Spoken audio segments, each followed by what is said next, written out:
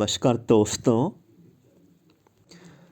Friends, आज का ये जो अपडेट है इसमें हम लोग एमपी ग्रुप 5 सभी पोस्ट के लिए English, Hindi, maths, science, GK, साथ ही साथ रीजनिंग के क्वेश्चंस डिस्कस करने वाले हैं। कुल मिला के 25 सवाल सभी पोस्ट के लिए ये कॉमन यहाँ पे रहने वाले हैं। किस तरीके के ये 25 सवाल लेंगे, इनका लेवल क्या रहने वाला है, ये जानकारी आपको इस वीडियो में मिल जाएगी। और ये पार्ट नंबर 2 है। इससे पहले एक पार्ट ऑलरेडी आ चुका है। वीडियो के नीचे डिस्क्रिप्शन बॉक्स में लिंक आपको मिल जाएगी, आप लोग उसको देख लेना। तो दोस्तों, बिल्कुल भी टाइम वेस्ट नहीं करते हैं, आज के सवालों की ओर हम लोग यहाँ पे बढ़ जाते हैं। तो सबसे पहले हम लोग जो है इंग्लिश के क्वेश्चंस को यहाँ पे डिस्कस करेंगे। तो दोस्तों, हमारा जो पहला सवाल है आज का इंग्लिश का रहेगा। और इंग्लिश में पहला जो प्रश्न है टेंस से संबंधित है। तो आपको वाक्य दे दिया गया है, सेंटेंस आपको यहाँ पे दे दिया गया है। लिखा है the Hooghly dash into the bay of Bengal. तो कोई हुगली नदी है, इसके बारे में आपसे सेंटेंस से आपसे यहाँ पे पूछा जा रहा है। इसमें आप लोगों को टेंस फिल करना है, इसको कंप्लीट आपको यहाँ पे करना है। तो देखिए, पहला ऑप्शन है विल फ्लो। तो विल फ्लो की हिंदी क्या होगी? बहेगी, मीन्स हुगली नदी बहेगी। तो दोस्तों देखिए, ये बिल्कुल भी इसका यहाँ पे देखिए कोई भी सेंस नहीं बनता है कि हुगली नदी बहेगी। ये फ्यूचर की बात यहाँ पे कही जा रही, तो बिल्कुल यहाँ पे ये इसका आंसर नहीं होगा। इसके बाद देखिए लिखा है हैज़ फ्लोड, मीन्स हुगली नदी जो है बह चुकी है। तो ये भी देखिए कोई सेंस यहाँ पे नहीं बनता है। अगला जो ऑप्शन है लिखा है इज़ फ्लोइंग, हुगली नदी जो है बह रही है। तो इसका भी दोस्तों यहाँ पे कोई भी सेंस यहाँ पे नहीं बन रहा है। चौथा जो ऑप्शन है लिखा है फ्लोस, मीन्स बहती है। तो हुगली नदी बहती है, तो यही इसका यहाँ पे देखिए राइट आंसर है। फ्लोज इसका यहाँ पे सही ऑप्शन ये रहेगा। The Hooghly flows into the bay of Bengal. तो हुगली जो नदी है ये बहती है into the bay of Bengal, bay of Bengal में। तो कुछ इस तरीके से आप लोग ऑप्शंस को एलिमिनेट करते जाएं, और जो बिल्कुल आपको यहाँ पे फिट बैठ रहा है ऑप्शन, वो इजीली आपको यहाँ पे मिल जाएगा। इसका आंसर आपको यहाँ पे इसी में दे दिया गया है। तो इसमें जो है सिंपल प्रेजेंट टेंस आप लोगों का इस्तेमाल हुआ है। अब एक और सवाल की ओर हम लोग यहाँ पे बढ़ते हैं। अगला जो सवाल है इसमें आप लोगों को जो है नाउन फाइंड आपको यहाँ पे करना है। तो आपको सेंटेंस दे दिया गया, आपको बताना है इस सेंटेंस में कौन सा नाउन इस्तेमाल हुआ है। तो देखिए सेंटेंस है the trees can not be grown in such a cold climate as ours. तो आप लोगों को इसमें नाउन पहचानना है। तो देखिए नाउन का मतलब क्या होता है, सबसे पहले आपको बताना चाहता हूँ।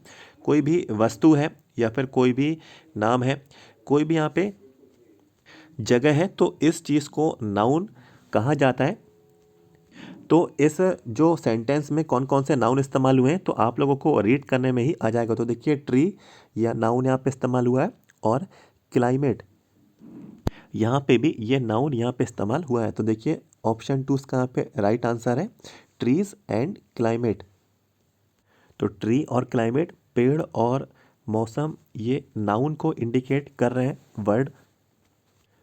तो ऑप्शन 2 इसका राइट आंसर रहेगा। कुछ और सवाल लेते हैं। अगला जो सवाल है ये दोस्तों, इसमें आपको आर्टिकल फिल करना है। और आर्टिकल कौन कौन से होते हैं मैंने आपको पहले भी बताया था, ए, एन और द।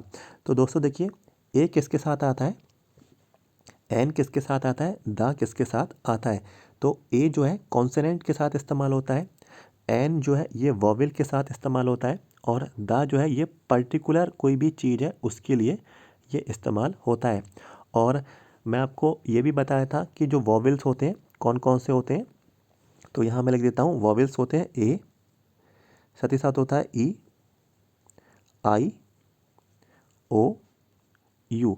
तो ये 5 जो वॉवेल्स हैं इनके साथ हमेशा एन आर्टिकल इस्तेमाल होता है। बाकी के बचे कुचे जितने भी अल्फ़ाबेट्स हैं उनके साथ ए इस्तेमाल होता है, और पर्टिकुलर कोई चीज़ है तो उनके साथ द इस्तेमाल यहाँ पे होता है। तो देखिए लिखा है ऑप्शन में, सॉरी जो सेंटेंस है, instead of dash oranges she said bowl of cereal with milk for breakfast this morning. तो दोस्तों कैसे आप लोग जो है इसमें आप लोगों को आर्टिकल फिल करना है। तो देखिए आर्टिकल आपको यहाँ फिल करना है, इसके बाद वाला जो लेटर है देखिए लिखा है ओ। तो देखिए ओ किसके साथ इस्तेमाल होता है, मैंने आपको यहाँ पे बताया, ओ वॉवेल के साथ इस्तेमाल होता है और वॉवेल के साथ आता है एन। तो यहाँ पे दोस्तों क्या आ जाएगा, एन। ठीक है, इसके बाद आगे का जो फिल इन द ब्लैंक्स है ये वाला, तो इसके बाद देखिए कौन सा लेटर इस्तेमाल हो रहा है, बी। तो देखिए बी किसके साथ इस्तेमाल होता है, बचे कुचे जो बचते हैं वॉवेल के अलावा, तो इसके साथ क्या आता है, मैंने आपको ये बताया था, कॉन्सोनेंट। कॉन्सोनेंट के साथ हमेशा ए आता है, तो यहाँ पे ए आपका आ जाएगा। तो समझ चुके होंगे वॉवेल्स के साथ इससे पहले हमेशा एन आता है और कॉन्सोनेंट्स के पहले हमेशा जो है ए इस्तेमाल यहाँ पे आर्टिकल होता है। तो ये जानकारी आपको मिल गई होगी। ऑप्शन में देखिए ऑप्शन 4 इसका सही विकल्प ये रहने वाला है। अब कुछ और आगे के सवालों की ओर बढ़ते हैं। कुछ दोस्तों हिंदी के सवाल है, यहाँ पे देखिए हिंदी के सवाल, वचन के कितने भेद होते हैं। तो वचन के टाइप्स पूछ लिए गए हिंदी में। तो 1 2 3 4, तो वचन के 2 भेद होते हैं। तो आप लोगों को मालूम भी होगा एक वचन और बहुवचन, तो 2 ही भेद होते हैं। तो ऑप्शन 2 इसका सही विकल्प ये रहेगा। थोड़ा सा आपको लॉजिक इस्तेमाल करना है। आप लोगों ने सब ये पहले पढ़ा है छोटी छोटी क्लासेस में, मीन्स 10th क्लास तक जो हिंदी बेसिक रहती है उनमें आप लोगों ने ये पढ़ा है। अगर आप लोग थोड़ा उनको याद करेंगे, थोड़ा उनको रिमाइंड करेंगे अपने ब्रेन में आपके, तो ये सारी चीज़ें आप लोगों ने पहले से ही पढ़ रखी हैं। इंग्लिश में क्या बोलते हैं, सिंगुलर प्लूरल, तो ये आप लोगों को मालूम भी होगा। बढ़ते हैं एक और सवाल की ओर। इसके बाद अगला सवाल है, इसमें आप लोगों से पूछ लिया गया, हिंदी का ये सवाल है, लिखा है गंगा किस प्रकार की संज्ञा है। तो गंगा किस प्रकार की संज्ञा है, व्यक्तिवाचक है, जातिवाचक है, भाववाचक है या समूहवाचक है। तो दोस्तों गंगा जो शब्द है, गंगा जो यहाँ पे जो वर्ड है, ये दोस्तों देखिए व्यक्तिवाचक है। और व्यक्तिवाचक इसलिए क्योंकि गंगा जब हम लोग इस वर्ड को बोलते हैं तो ये किसी न किसी नाम को, किसी न किसी नेम को ये रिप्रेजेंट करता है। और जब नाम को रिप्रेजेंट करता है तो व्यक्तिवाचक जो है ये संज्ञा कहलाती है। और बाकी के ऑप्शन भी देख लेते हैं। जातिवाचक, क्या गंगा जाति को रिप्रेजेंट करती है, बिल्कुल नहीं। क्या गंगा किसी भाव को रिप्रेजेंट करती है, बिल्कुल नहीं। क्या गंगा किसी समूह को रिप्रेजेंट करती है, तो ये भी बिल्कुल यहाँ पे गलत है। तो ऑप्शन 1 जो है इसका राइट आंसर है। और आंसर आप लोग देख लीजिए, लिखा है व्यक्तिवाचक, तो सही इसका विकल्प ये रहेगा। कुछ और सवालों को हम लोग यहाँ पे डिस्कस करते हैं हिंदी के, जो इसमें यहाँ पे दिए गए। जैसे कि देखिए एक और इसमें यहाँ पे सवाल है, अनुशासनात्मक कार्रवाई की प्रक्रिया के फलस्वरूप पद से नीचे उतारना के लिए निम्नलिखित शब्दों में से कौन सी शब्द प्रयुक्त होता है। तो बोला जा रहा है कि अनुशासनात्मक कार्रवाई की जा रही है और इस प्रक्रिया में जो भी इंसान है उसको, उसका जो पद है उससे नीचे का पद उसको दिया जा रहा है। तो दोस्तों कोई भी पोस्ट जब रहती है, तो जब पोस्ट को बढ़ाते हैं तो हम लोग कहते हैं पदोन्नति कर दी गई है, पोस्ट आपकी जो है बढ़ चुकी है। लेकिन इसमें आप लोगों को बोला है कि पद से नीचे उतारा आप लोगों को जा रहा है। तो इस शब्द को क्या बोला जाता है, तो इस शब्द को दोस्तों पदावनति इसको यहाँ पे बोलते हैं। और यहाँ पे देखिए ऑप्शन 4 इसका सही विकल्प ये रहेगा। देखिए पदोन्नति भी इसका यहाँ पे विकल्प आपको दिया गया है, लेकिन ये इसका आंसर नहीं है। और पद से नीचे का दर्जा यहाँ पे दिया जा रहा है, तो यहाँ पे जो शब्द है पदावनति, यहाँ पे ये शब्द इसका रहेगा। तो इसको शब्द को यहाँ पे इस्तेमाल करते हैं। तो इंग्लिश के कुछ क्वेश्चन हमने यहाँ पे डिस्कस किए, हिंदी के किए। अब हम लोग करते हैं जीके के कुछ सवाल। तो यहाँ पे देखिए जीके के कुछ सवाल हैं। Which country represent past the Hindu marriage bill. किस देश ने हाल ही में हिंदू विवाह विधेयक पारित कर दिया। तो पाकिस्तान इसका आंसर है। तो ये कुछ इस तरीके के सवाल आपसे पूछ लिए जाते हैं। जैसे कि देखिए एक और सवाल है, 14 जनवरी को ऊंट महोत्सव कहाँ आयोजित किया गया था। तो इस तारीख को, इस दिन को ऊंट जो महोत्सव है राजस्थान में होता है। ये बहुत ही फेमस महोत्सव रहता है, बहुत ही फेमस फेस्टिवल होता है। ऊंट इसमें ऊंट महोत्सव ये माना जाता है, जिसको कैमल फेस्टिवल भी बोलते हैं। और राजस्थान का जो पुष्कर जो एरिया है वहाँ पे इस फेस्टिवल को मनाया जाता है। काफ़ी फिल्मों में भी इसको देखा गया है, आप लोगों ने सॉन्ग्स में भी काफ़ी देखा होगा। कैमल फेस्टिवल जब मनाया जाता है तो काफ़ी ऊंट जो है इकट्ठे होते हैं और इसको यहाँ पे महोत्सव की तरह मनाया जाता है। तो राजस्थान में ये बनाते हैं। ऑप्शन 3 सही विकल्प ये रहेगा। इसके बाद कुछ अगला सवाल है, किस राज्य ने अपनी होम स्टे योजना को बढ़ावा देने के लिए मेक माई ट्रिप से सहयोग लिया है? तो मेक माई ट्रिप को प्रमोट मतलब यहाँ पे किया गया है, तो कौन से राज्य ने किया है? तो मध्य प्रदेश इसका आंसर है, ये आप लोगों को याद रखना है। तो ये कुछ मैंने आपके साथ यहाँ पे जीके के सवाल डिस्कस किए। अब हम लोग जो है साइंस के सवालों की ओर बढ़ जाते हैं। तो साइंस का सवाल है, common chemical preservative used in jams and squashes लिखा है। हिंदी में आपको बताता हूँ, लिखा है जैम और शरबत या स्क्वैश में उपयोग होने वाला सामान्य रासायनिक परिरक्षक है।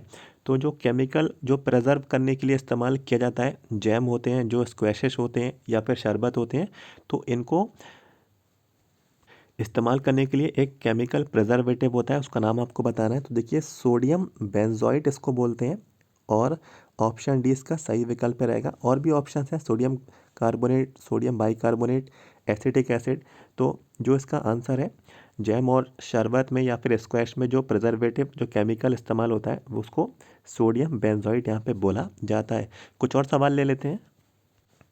जैसे कि देखिए सवाल है, natural source of light among the following is, निम्नलिखित में से प्रकाश का प्राकृतिक स्रोत है? तो जुगनू, विद्युत बल्ब, लेज़र, मोमबत्ती। तो दोस्तों देखिए जुगनू इसका यहाँ पे राइट आंसर है, यह नेचुरल सोर्स है लाइट का, प्रकाश का। और बाकी के जो है, ये देखिए इलेक्ट्रिक बल्ब ये नहीं है, लेज़र ये भी नहीं है, कैंडल ये भी नहीं है। तो ऑप्शन 1 जो है इसका सही विकल्प जुगनू यहाँ पे रहेगा। एक और सवाल है, लिखा है the supply of water to crops at appropriate intervals, फसल को उचित अंतराल पर जल की आपूर्ति डैश कहलाता है? तो समय समय पर जब जल की आपूर्ति होती है फसल के लिए तो इसको इरिगेशन बोलते हैं। और इरिगेशन ये एक तरीके का मेथड भी है, सिंचाई हिंदी में इसको यहाँ पे बोला जाता है। तो जो इसका ऑप्शन नंबर 1 है सही विकल्प ये रहेगा। तो दोस्तों ये तो थे कुछ क्वेश्चंस जो मैंने आपके साथ साइंस के आपके साथ मैंने यहाँ पे डिस्कस किए। अब हम लोग आगे के सवालों की ओर यहाँ पे बढ़ जाते हैं। अब हम लोग करेंगे रीजनिंग के कुछ सवाल। तो दोस्तों देखिए रीजनिंग का हमारा पहला सवाल है, ये कोडिंग डिकोडिंग से है। लिखा है clinic is coded as this, तो आपको डॉक्टर का कोड फाइंड आउट करना है। आप लोग भी दोस्तों देखिए इसको आंसर फाइंड आउट करने में कोशिश करें। जैसे देखिए क्लिनिक का है CLINIC, तो क्लिनिक का हमें बोला जा रहा है कि इसको इस तरीके से लिखा जा रहा है ENKPKE। तो दोस्तों आप लोगों को बताना है डॉक्टर का कोड क्या होगा। तो DOCTOR, तो इस तरीके से मैंने यहाँ पे लिख दिया। तो देखिए यहाँ पे कैसे हम लोग इसका फाइंड आउट करेंगे। तो देखिए C से D होता है और एक छोड़ के आ रहा है E, L से होता है फिर M के बाद आता है N, I फिर J आता है, J छूट रहा है तो K आ रहा है। मीन्स एक एक लेटर जो है बीच में यहाँ पे छूट रहा है, उसके बाद यहाँ पे आ रहा है। तो उसी हिसाब से हम लोग कैसे निकालेंगे, D के बाद आता है E, E के बाद क्या आता है F आता है, O के बाद आता है P, P के बाद आता है Q, C के बाद क्या आता है D, D के बाद आता है E, T के बाद क्या आता है U, U के बाद आता है V, O के बाद आता है P, P के बाद आता है Q, और R के बाद आता है S, और S के बाद आता है T। तो हमारा आंसर आ गया है FQEVQT, FQEVQT। तो जो यहाँ पे देखिए इसका ऑप्शन है ऑप्शन नंबर 3, तो ये इसका सही विकल्प ये हो गया। तो कुछ लॉजिक आपको इस तरीके से फाइंड आउट करना है और यही लॉजिक जो है इसमें इस्तेमाल होगा, आंसर आपका आ जाएगा। इसके बाद दोस्तों जो सवाल है ये आपका देखिए इस तरीके का प्रश्न आपसे पूछा जा सकता है। जैसे कि किसी भाषा में डिम डैम डॉपलेट का मतलब है फिश इज़ टेस्टी, और ब्रिम क्रिम डिम का मतलब है वेरी टेस्टी फूड। तो हमें बताना है डिम का शब्द का प्रयोग, इसका कोड क्या होगा। तो देखिए आप लोग यहाँ पे देख सकते हैं जो डिम जो वर्ड है, ये जो डिम है जो हमें फाइंड आउट करना है ये कहाँ पे इस्तेमाल हो रहा है।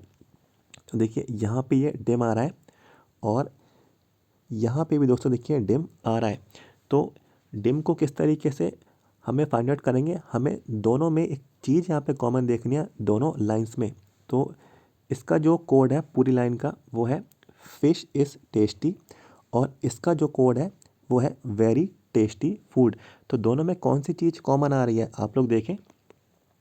तो जब भी आप लोग देखेंगे तो देखिए टेस्टी जो वर्ड है ये दोनों में आपको कॉमन मिलेगा। तो देखिए टेस्टी यहाँ भी है, टेस्टी यहाँ भी है। तो यहाँ पे आप लोगों को आसानी से समझ में आ जाएगा। दोनों लाइंस को मैंने यहाँ पे लिख दिया है। ये दोनों लाइंस हैं, फिश इज़ टेस्टी और वेरी टेस्टी फूड। तो देखिए दोनों में क्या कॉमन आ रहा है, इसमें भी देखिए टेस्टी आ रहा है, इसमें भी टेस्टी आ रहा है। तो यही दोस्तों इसका यहाँ पे राइट आंसर रहेगा और ऑप्शन 1 जो है सही विकल्प ये रहने वाला है। तो ये तो थे कुछ सवाल रीजनिंग के। अब हम लोग बढ़ जाते हैं, हमारे जो आखिरी जो पोर्शन जो बचता है वो रहेगा मैथमेटिक्स का। तो दोस्तों मैथ्स का सवाल है, इसमें पूछ लिया गया if the angles of the triangle are in the ratio 1:2:3 the greatest angle measure is. तो कोई भी ट्राइंगल है उसका रेशियो आपको बताया जा रहा है एंगल्स का 1:2:3। तो हमें सबसे बड़े एंगल का यहाँ पे मेज़र फाइंड आउट करना है, उसकी वैल्यू फाइंड आउट आपको करनी है। तो कैसे ये फाइंड आउट करेंगे मैं आपको जल्दी से बता देता हूँ, बहुत ही आसान है। देखिए हमें दिया है 1:2:3। तो हम लोग दोस्तों जो है पहला जो एंगल है हम इसको यहाँ पे क्या मानेंगे, फर्स्ट एंगल जो है हमारा रहेगा, हम इसको मानेंगे x। उसी हिसाब से सेकंड एंगल जो है हम इसको मानेंगे 2x, क्योंकि यहाँ पे देखिए 2 दिया है तो हम इसको यहाँ पे 2 × x कर देंगे।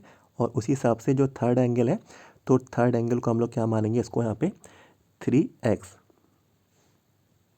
और दोस्तों हमको मालूम है कि एंगल जो सम प्रॉपर्टी रहती है कि angle A plus angle B plus angle C ये बराबर कितना होता है 180 के। तो ये ट्राइंगल की प्रॉपर्टी है, तीनों एंगल का जो सम है 180 होता है। तो हमें वैल्यू मालूम है x, 2x और 3x। तो हम लोग यहाँ पे पुट कर देंगे x प्लस 2x और प्लस का 3x बराबर हम लोग कर देंगे इसको 180 प्लस कर देंगे 3x 2x और x। तो 3 4 5 6, तो कितना हो गया हमारा 6x। तो 6x बराबर कितना हो जाएगा 180। फिर हम लोग क्या करेंगे x की वैल्यू फाइंड आउट कर लेंगे, x बराबर हो जाएगा 180 डिवाइडेड बाई 6। तो x का जो मान आएगा, x की जो वैल्यू आएगी वो आएगी दोस्तों हमारी डिवाइड करने पे 6 1 6, 6 3 18 और 0 का 0। तो x बराबर हमारा 30 यहाँ पे हो जाएगा। तो x की वैल्यू हमने यहाँ पे फाइंड कर ली, 30 यहाँ पे आ गया। हमें क्या निकालना है ग्रेटेस्ट एंगल मेजर। तो सबसे बड़ा एंगल दोस्तों देखिए कौन सा है, देखिए सबसे बड़ा एंगल थर्ड एंगल है जो कि 3x है।